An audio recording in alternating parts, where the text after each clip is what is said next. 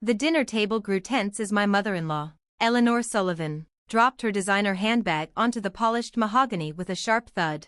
"This charade has gone on long enough," she announced, unfurling a stack of papers with dramatic flair. "I've hired private investigators to look into your background, Linda. It's time my son learned the truth about who he married." I kept my expression neutral, focusing on feeding my 6-month-old daughter her mashed peas. My husband, Michael, shot glances between us, clearly confused. "Mom, what are you talking about?" Elanor began to spread the papers across the table as if she were about to present irrefutable evidence. "Your wife isn't just a secretary at Morgan Enterprises, as she claims. She's been lying about everything. If only she knew how right and how wrong she was."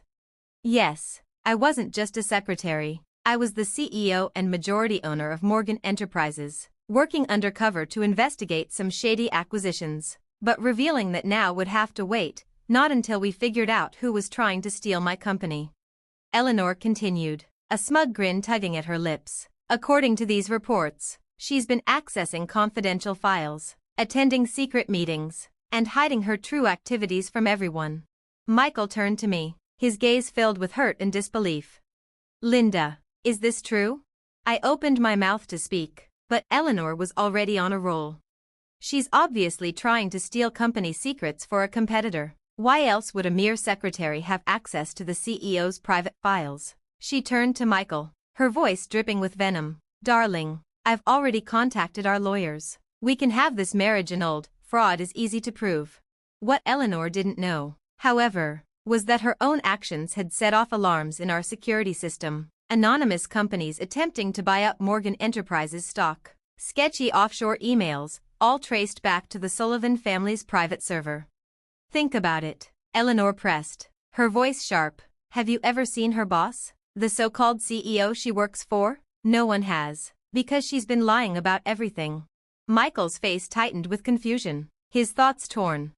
"We met when he came to fix the AC in one of my buildings, me, pretending to be a lowly secretary. Him, unaware that I owned the company. It had been real, our love, untainted by wealth or power." Eleanor's smile grew colder. "Oh, and there's more. I've already spoken to the board of directors at Morgan Enterprises. They're extremely interested in what I've uncovered about their employees' activities." My phone buzzed with an urgent message from my head of security. "Urgent, Sullivan Industries attempting hostile takeover. Emergency board meeting called for tomorrow." Elanor was right about one thing, it was time for the truth to come out. Just not the truth, she thought. As if on cue, my daughter knocked over her bowl of baby food, splashing Eleanor's precious papers with a mess of pureed carrots. Eleanor's eyes narrowed. "You can't even control your own child. How could you possibly be anything more than what you are, a secretary who tricked my son into marriage?" I stood slowly, gently wiping pureed carrots from my daughter's face. "You're right, Elanor," I said, my voice steady. "It is time everyone knew the truth." I pulled out my phone and tapped a single button. "Send the files." The doorbell rang. Eleanor's smug expression flickered, uncertainty creeping in as the front door opened. Standing there was James Parker, distinguished, silver-haired chief legal officer of Morgan Enterprises, flanked by a team of stern-faced board members. "Elanor," James said, his tone polite but cold, "I believe you've been expecting us, though perhaps not like this." Eleanor's hands, perfectly manicured and always composed, trembled. I spoke with the board yesterday." "No," James interrupted smoothly, setting down his briefcase. "You spoke with actors hired by the private investigators you hired. The actual board has been tracking your every move." Michael rose slowly, his expression shifting from confusion to horror as the pieces began to fit. "Mom, what did you do?" James opened his laptop, revealing a cascade of emails, wire transfers, and damning financial documents. "Mrs. Sullivan has been attempting a hostile takeover of Morgan Enterprises through a complex web of shell corporations. Unfortunately for her, she picked the wrong target." "That's a lie," Elanor snapped. "I was protecting the company from her." She pointed a shaking finger at me. "She's been stealing confidential data." "She has," James replied with a faint smile, "because it belongs to her." A stunned silence settled over the room, broken only by my daughter's delighted babble as she gnawed on her spoon. What do you mean? Belongs to her? Michael asked, his voice low. I met his eyes and took a deep breath. My full name is Linda Morgan Chen. I'm not a secretary. I'm the CEO and majority shareholder of Morgan Enterprises. Elanor laughed, brittle and shrill. That's absurd. The CEO is a phantom, no interviews, no appearances, just a name.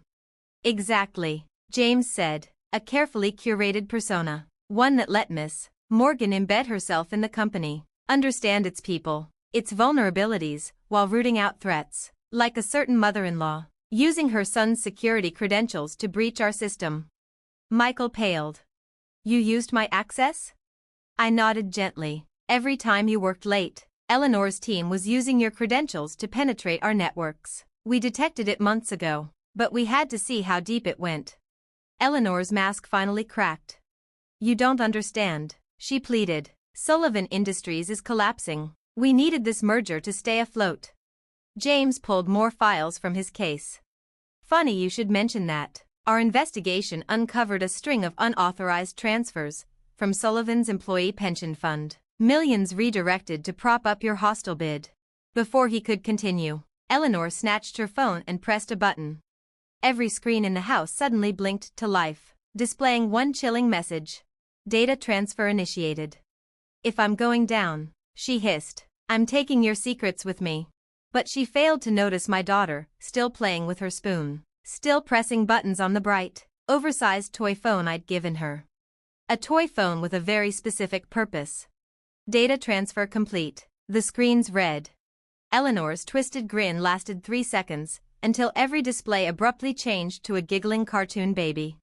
She blinked, then screamed, What the hell is this? I picked up the toy phone, smiling. A decoy network. You've been downloading fake files for weeks. Every document, every email, fabricated, just for you. Elanor staggered back. No, that's not possible. Michael turned to her, fury rising behind his stunned expression. Your tech team, the same ones skimming pension funds? You used them to try to take her down? James gave a slow nod. We have everything. Bank records, offshore transfers, internal communications, over 3,000 employees' retirement savings, gone. Eleanor's phone buzzed. She glanced at the screen, and the blood drained from her face. No, no, no, no. That would be the SEC, James said quietly. They've just raided Sullivan Industries. Your board is being arrested as we speak. But Elanor wasn't listening anymore. She stared at her phone, fingers flying across the screen with manic intensity. You think you've won? She hissed. I still have one card left. She looked up with a dangerous smile, eyes glittering. Tell them about Project Phoenix, Linda. Tell them what Morgan Enterprises is really working on. My stomach dropped. Project Phoenix, our most classified initiative, a quantum computing breakthrough with the potential to upend global communication networks. Only a handful of people knew it existed, let alone what it truly was. How do you know about Phoenix? I asked, my voice a whisper. Eleanor's smile widened. Because I have someone on the inside, someone closer than you think. She turned her gaze toward Michael. My heart stopped. Michael? I said, barely breathing. What is she talking about? He looked down, the weight of something heavy behind his silence. Then, quietly, I'm sorry, Linda. There's something I never told you, about why I really joined Morgan Enterprises. The air in the room went still, every sound muffled by the thunderous pounding in my ears. But before he could continue, our daughter squealed with joy and pressed another button on her toy phone. Suddenly, every screen in the room lit up, again. Only this time, the data was real. And devastating. Live feeds, schematics, financial trails, quantum signatures, the full scope of Project Phoenix spilled across the walls, flooding the room in ghostly blue light. Eleanor's jaw fell open. Michael paled. Project Phoenix isn't what you think it is, I said quietly, as the screens updated again, showing the true nature of the tech. It was never about communications. My daughter giggled, mashing buttons like a toddler DJ. But her toy was no toy, it was a quantum encrypted command node, linked directly to our secure network. It's about protection, Michael said, a mix of awe and guilt in his voice. You've been building a defense system. Elanor turned in confusion. That's not possible, our intel said. Your intel, I interrupted, was exactly what we wanted you to see. Project Phoenix was designed to detect and neutralize corporate espionage before it happens.